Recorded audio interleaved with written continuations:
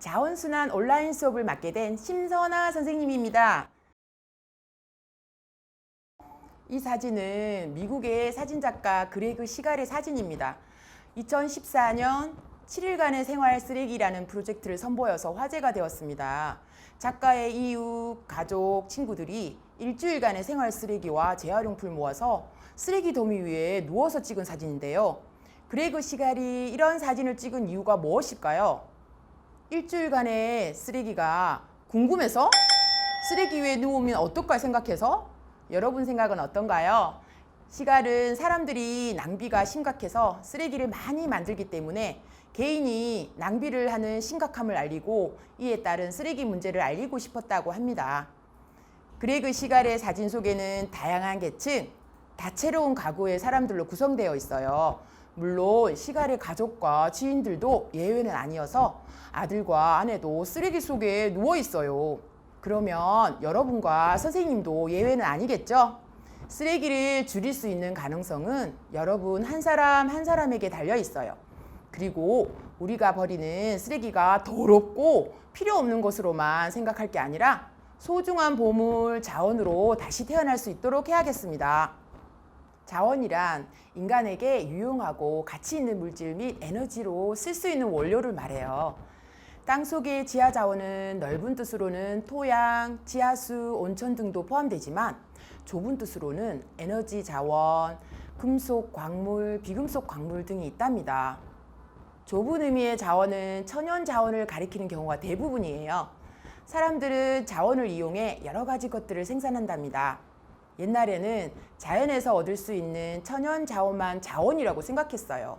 예를 들면 석유, 석탄, 철과 같이 땅속에 묻혀있는 지하 자원, 쌀, 밀, 고기 같은 식량 자원, 물 자원 등이 모두 천연 자원이랍니다.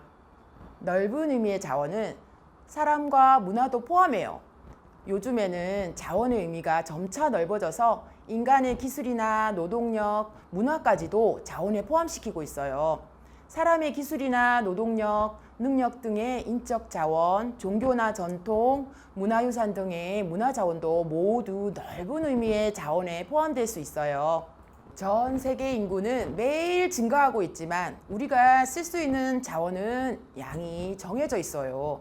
그래서 계속 사용하다 보면 언젠가는 자원이 부족해지거나 없어질 수도 있겠죠?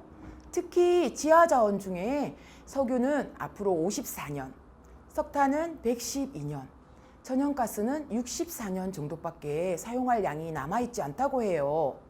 지금 이 순간 세계 인구와 자원이 어떻게 변하고 있는지 한번 볼까요? 우리나라에서 석유나 석탄 같은 자원들이 나올까요? 아쉽게도 우리나라는 자원을 대부분 해외에서 수입해오는 자원 부족 국가예요.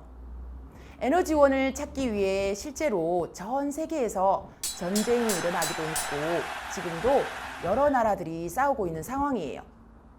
미국이나 중동 같은 자원이 풍부한 나라도 있지만 우리나라 같이 자원이 부족한 나라도 있다 보니 자원을 차지하기 위해 전쟁이 일어날 수도 있어요.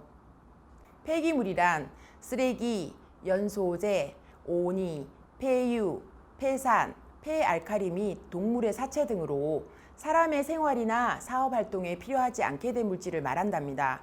쉽게 생각해서 버려지는 것들을 통칭해서 폐기물이라 부르고 집에서 버려지는 폐기물은 생활 폐기물이고 우리가 흔히 이야기하는 쓰레기입니다. 공장이나 건설 현장 등에서 버려지는 것들은 사업장 폐기물이라고 생각하면 돼요. 쓰레기는 집에서 나오는 생활 폐기물이니 폐기물이란 말이 쓰레기를 포함하겠죠?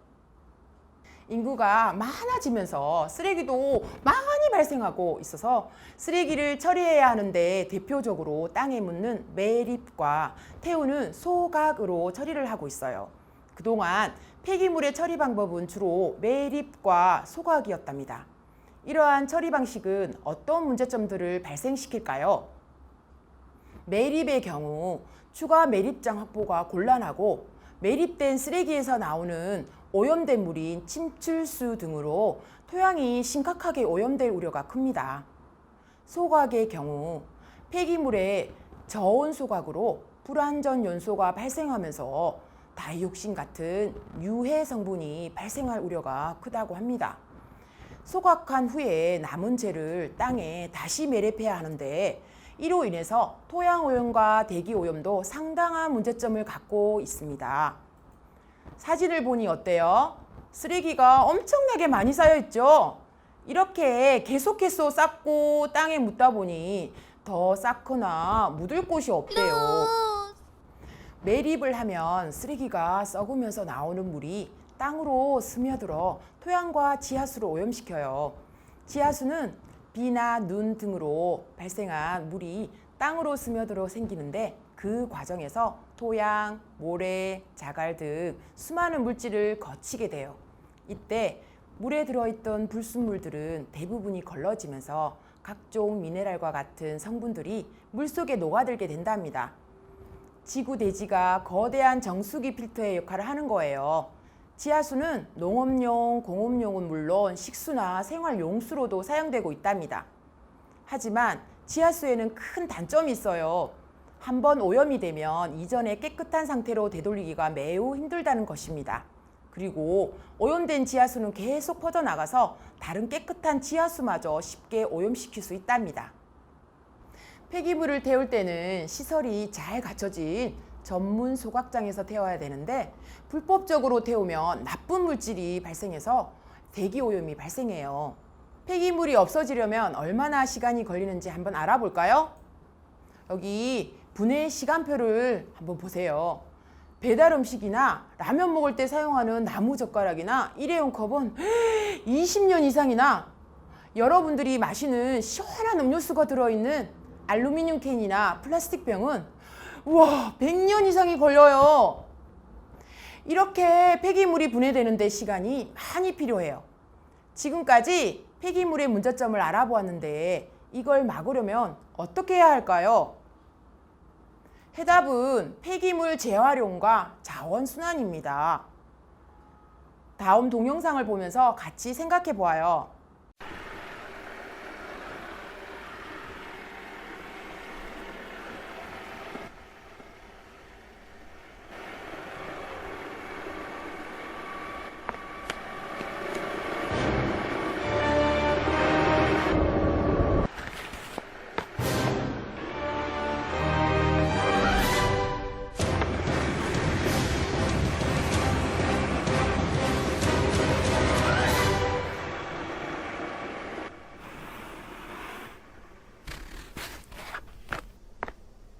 Who are you? I'm your father.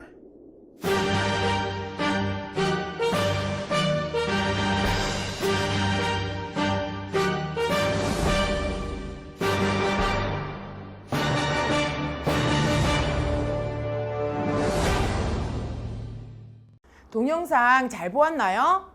동영상 내용 요약 설명하면 폐기가 화장지의 아빠였죠. 그래서 폐과 화장지는 따로따로 분리 배출해야 됩니다. 다음 중 어느 것이 자원일까요? 왼쪽에 플라스틱 페트병은 그냥 버리면 폐기물이 되지만 재활용이 가능하죠. 목재는 천연 자원이니 둘 다 자원이라고 말할 수 있습니다. 왼쪽 폐 휴대폰들도 그냥 버리면 폐기물이 되지만 부품들을 녹여서 자원으로 활용할 수 있기 때문에 자원이 될 수 있답니다. 오른쪽 사진처럼 종량제 봉투에 담긴 일반 쓰레기와 음식물 쓰레기를 폐기물이라 할 수 있어요. 지금까지 자원과 폐기물에 대해서 알아보았는데요. 그냥 버리면 폐기물, 즉 쓰레기가 될 수 있는 것들도 올바르게 버리고 재활용, 재사용한다면 소중한 자원이 될 수 있답니다. 지금까지 배운 내용을 토대로 폐기물이 무엇인지 한번 생각해 볼까요?